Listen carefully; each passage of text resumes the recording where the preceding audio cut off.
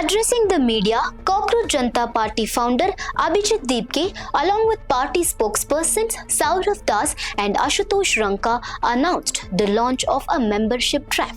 The party said that everyone who came to Jantar Mantar and joined the protest, whether they were present on the ground or supporting it online, is a leader in their own way.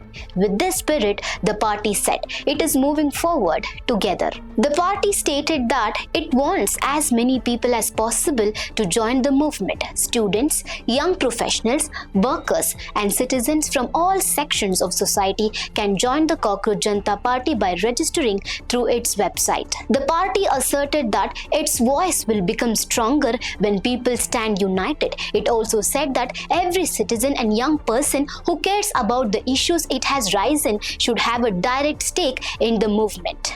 The membership drive is aimed at giving them that opportunity.